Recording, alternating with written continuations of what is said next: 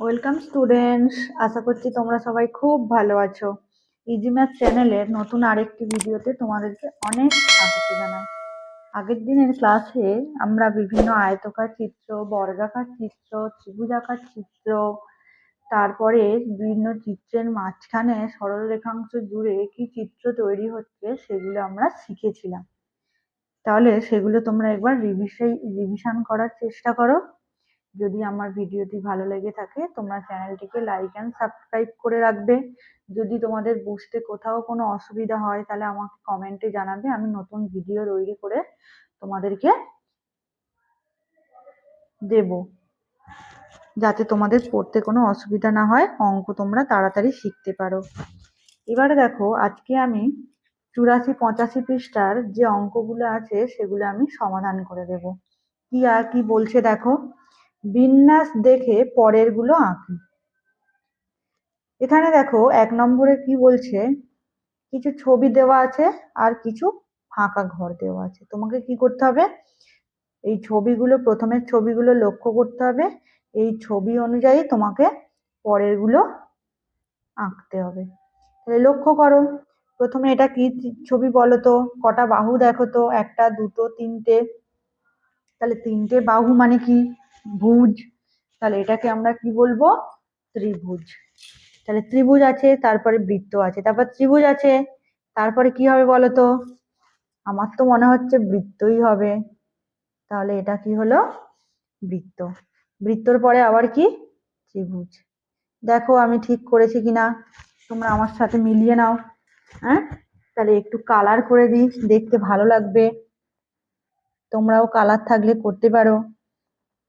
দেখো বোঝা গেল বিন্যাসটা কিভাবে হলো, প্রথমে ত্রিভুজ, তারপরে বৃত্ত, তারপরে ত্রিভুজ, তারপরে বৃত্ত, তারপরে ত্রিভুজ। তারপরে এখানে কি আকৃতি দেওয়া আছে, কটা বাহু, ব্লেডের মতো দেখতে লাগছে অনেকটা। তাহলে এই ছবি, এইরকম কি, এটা আয়তকার ছবি, 1, 2, 3, 4টে বাহু আয়তকার ছবি, আবার একটা ব্লেডের মতো দেওয়া আছে। তাহলে এইটা কিসের মতো লাগছে, কটা বাহু বলতে, এরকম করে অনেকগুলো আছে। তাহলে এর পরেরটা কি হবে, এরকম আয়তাকার ছবি হবে না, দেখো তো হয়েছে। তার পরেরটা কি হবে,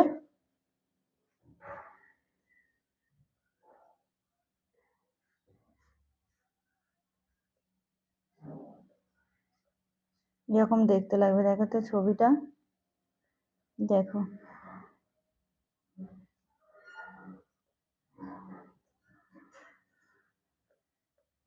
বোঝা গেছে বিন্যাসটা কি হলো। এটা 2 নম্বর গেল।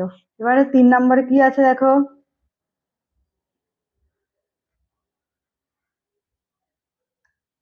আমরা 3 নম্বর, 4 নম্বর আর 5 নম্বর সলভ করব।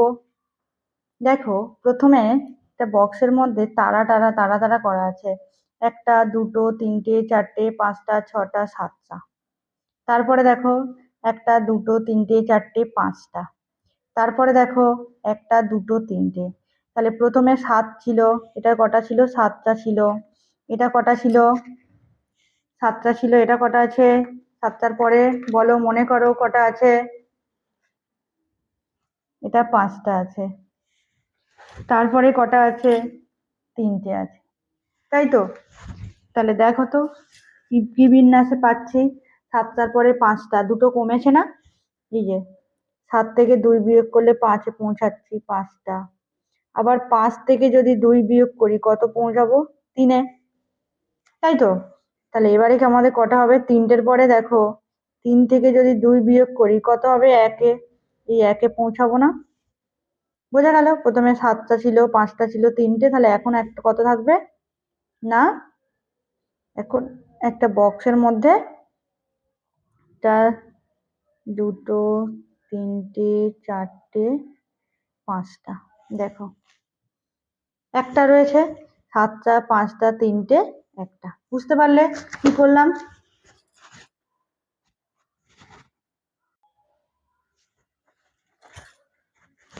দেখো এবারে 4 নম্বরে কি বলছে, এগুলো কিসের মতো দেখতে লাগছে দেখো, পিঁপড়ের মতো দেখতে লাগছে।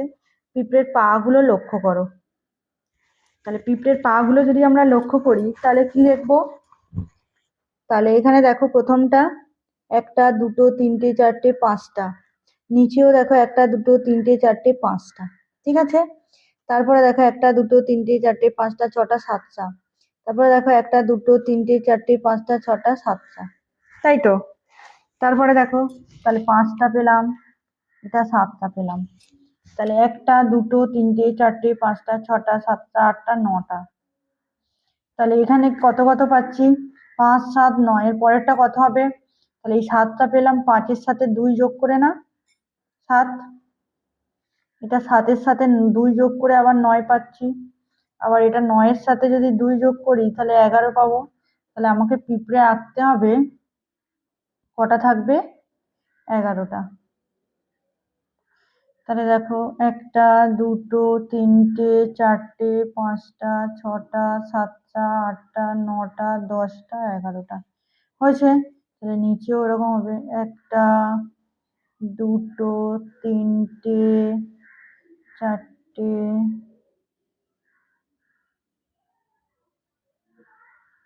1টা 2টো 3টে 4টে 5টা 6টা 7টা 8টা 9টা 10টা 11টা। দেখো বুঝতে পারলে, তাহলে 2টো করে করে বেড়ে গেল, হয়েছে। তারপরে দেখো ছবিটা লক্ষ্য করো কি আছে, প্রথমে কি আছে, একটা বক্সের মধ্যে আয়তকার ছবি, তারপরে একটা তারা টাইপের ছবি, তারপরে ত্রিভুজ, তারপরে বৃত্ত। তারপরে দেখো তারাটা আবার এইদিকে চলে এলো, মানে ঘড়ির কাঁটার উল্টো দিকে ঘুরছে, এইটা এটা উপরে উঠে ছিল, পাশে চলে এলো, আবার এটা এর পরের ছবিতে নিচে চলে এলো, তাই তো। তাহলে তার পরের ছবিতে কোথায় যাবে বলো তো, পাশে যাবে না, প্রথমে এই পাশে ছিল, উপরে ছিল, বাঁ পাশে এলো, তারপর নিচে ছিল, তারপর ডান পাশে যাবে, তাই তো। তাহলে এখানটায় কি দেখতে পাচ্ছি দেখো, তাহলে এই ছবিটাই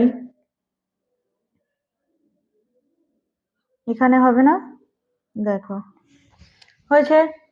এবারে দেখো কি আছে, এই বৃত্তটা কোথায় আমি আঁকবো, হুম, এই তারাটার উল্টো দিকে না, তাহলে বৃত্তটা এখন উপরে আছে, তাহলে পাশে চলে যাবে বৃত্তটা, বোঝা গেল। হুম, এবারে কি না, এইটা কি পাশে ছিল, নিচে চলে আসবে, এই যে নিচে চলে এলো, আর এই আয়তকার ছবিটা উপরে চলে গেল, দেখো বোঝা গেল।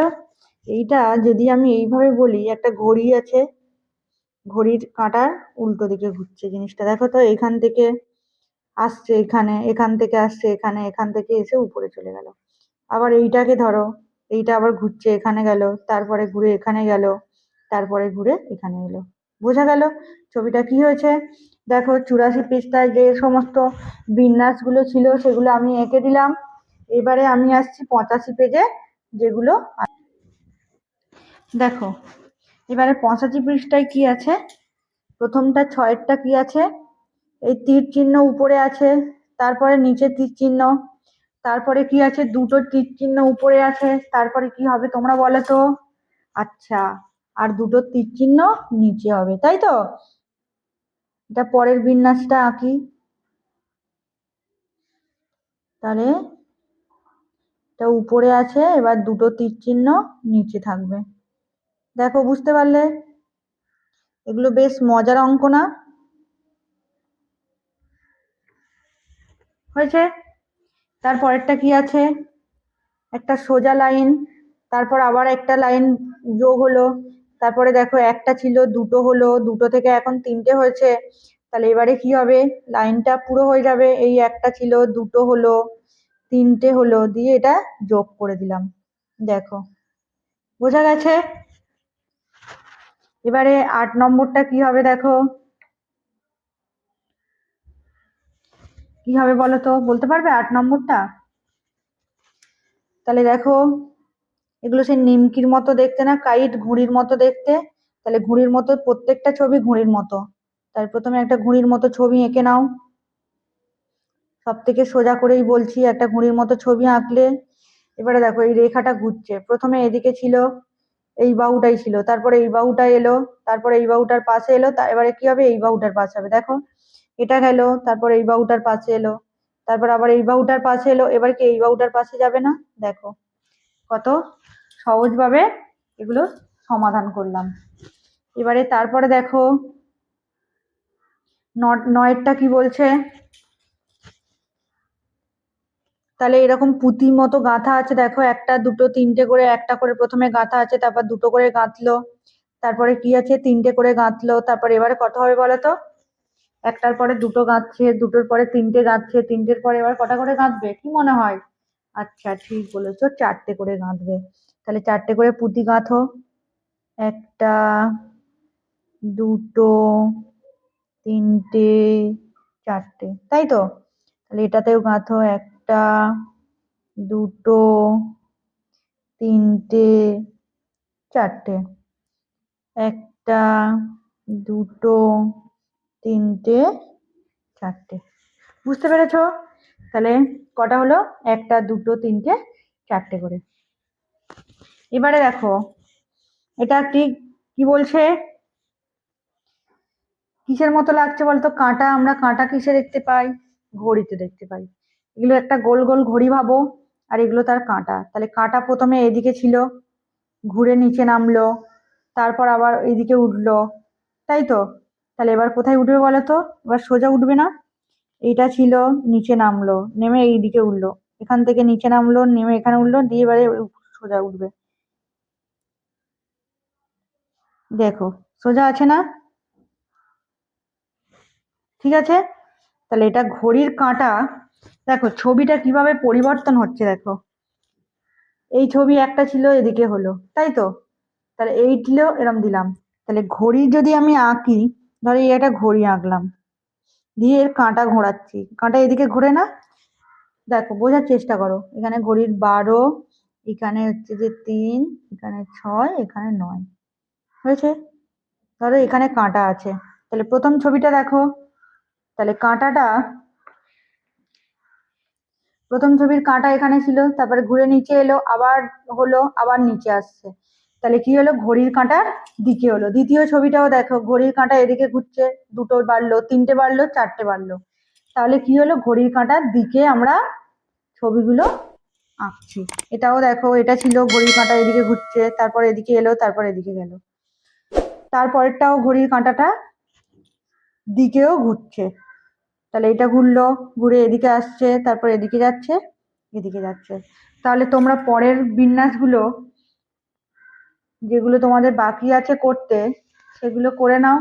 যদি ভিডিওটি ভালো লেগে থাকে তাহলে চ্যানেলটি তোমরা লাইক অ্যান্ড সাবস্ক্রাইব করবে।